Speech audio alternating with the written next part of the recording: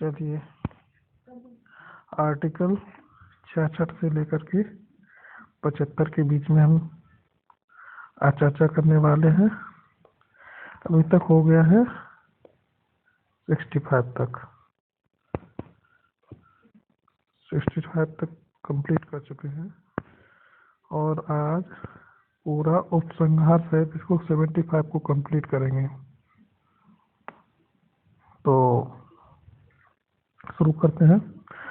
अनुच्छेद 66 राष्ट्रपति के निर्वाचन के लिए निर्वाचक मंडल। अच्छा, इनमें निर्वाचक मंडल में कौन कौन होते हैं इसको समझेंगे। भारत के राष्ट्रपति का निर्वाचन संसद के निर्वाचन सदस्यों और राज्यों की विधानसभा,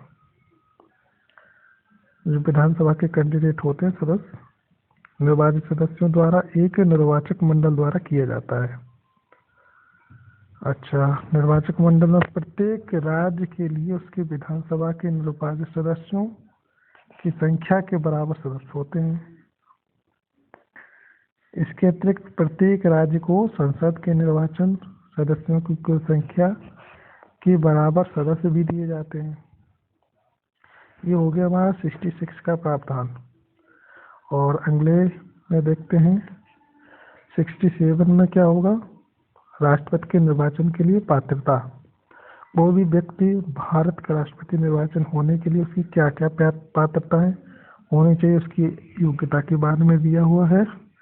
भारत का नागरिक हो, पहली शर्त तो ये है। दूसरा, उसकी उम्र 35 वर्ष हो या उससे ज़्यादा हो।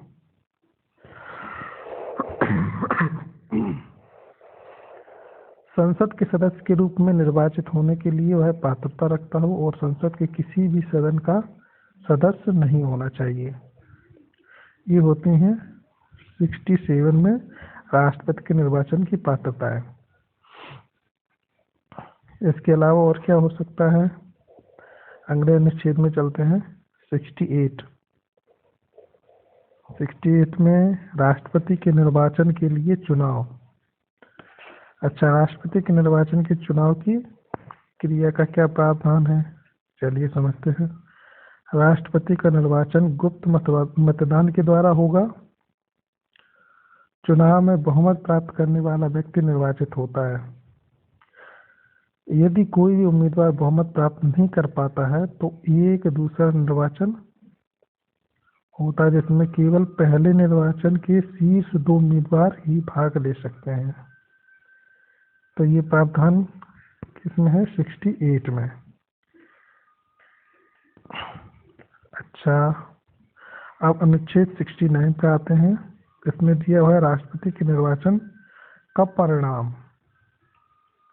राष्ट्रपति के निर्वाचन का परिणाम 69 में होगा। 69 में राष्ट्रपति के निर्वाचन का परिणाम चुनाव के दिन घोषित किया जाता है।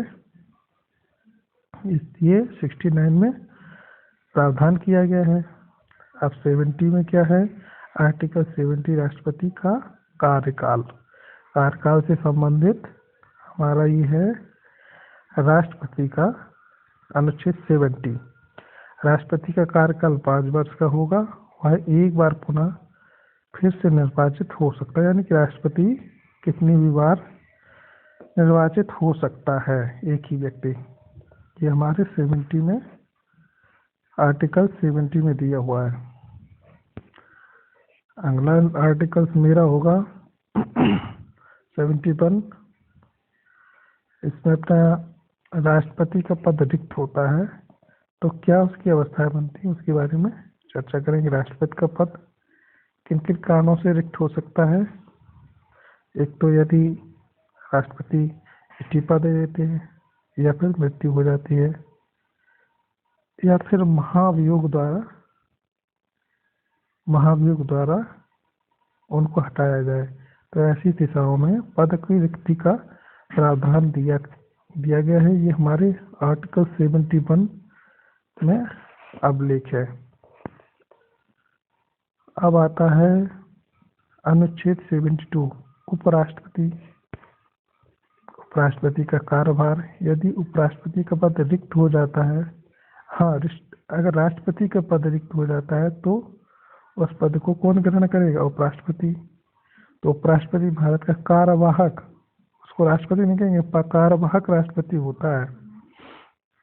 जब तक दूसरा चुन के नहीं आ जाता, तो उपराष्ट्रपति तब तक भारत का कार्यवाहक राष्ट्रपति बना रहता है जब तक राष्ट्रपति के पद पर चुनाव नहीं हो जाएगा, तब तक कि कोई नया राष्ट्रपति निर्वाचित नहीं हो जाता।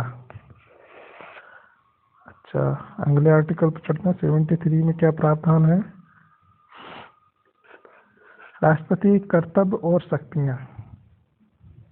राष्ट्रपति भारत का सर्वोच्च पद है, उसे संविधान के अनुसार कई कर्तव्य और शक्तियाँ सौंपी गई हैं। राष्ट्रपति के कर्तव्यों और शक्तियों में क्या क्या शामिल है? संसद के अधिनियमों पर हस्ताक्षर करना, जो भी अधिनियम जो लोकसभा राज्यसभा उनसे पास होके आएंगे और राष्ट्रपति के टेबल पर रखे आएंगे, उन पर हस्ताक्षर करेंगे, तब वो कानून के रूप में अधिनियम बन जाते हैं। मंत्रिपरिषद की नियुक्ति करना।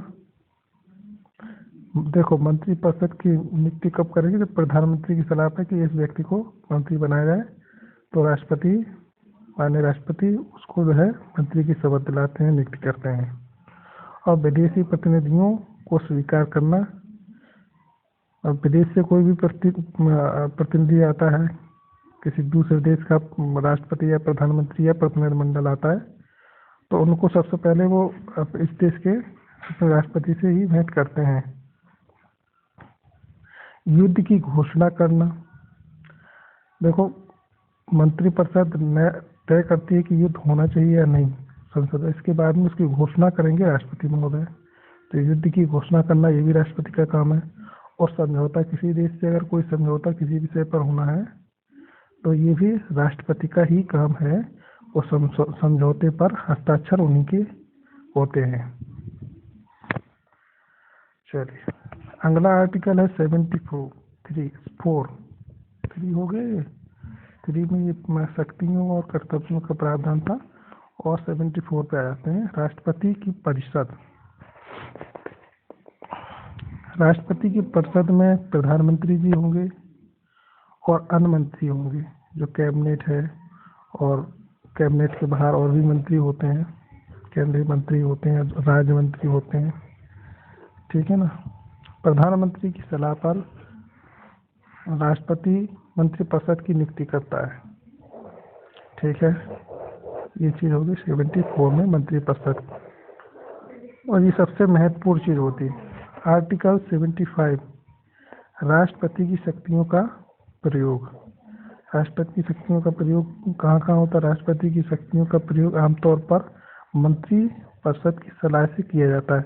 राष्ट्रपति कोई भी फैसला लेगा तो बिना मंत्रिपरिषद के राय से नहीं लेते हैं। हालांकि कुछ मामलों में राष्ट्रपति अपना विवेक भी प्रयोग कर सकते हैं। ज़्यादातर मामलों में महत्वपूर्ण मुद्दे होंगे, उनमें प्रधानमंत्री और मंत्रिपरिषद की सलाह पर ही वो फैसले लेते हैं। अच्छा, अब इसके उपसंहार को समझते चलते हैं। इसमें आगे की राय क्या हो सकती है? 66 अनुच्छेद 66 से लेकर 75 तक के प्रावधान भारत के राष्ट्रपति के पद और उसकी पात्रता, चुनाव कार्यकाल, पद रिक्त होने और कर्तव्यों की शक्तियों से संबंधित हैं। ये प्रावधान भारत के संविधान के महत्वपूर्ण अंग हैं। चलिए, तो ये बड़ी महत्वपूर्ण जानकारी थी राष्ट्रपति को लेकर के। अगले विशेषण पर मिलते हैं। नमस्कार, जय हिंद।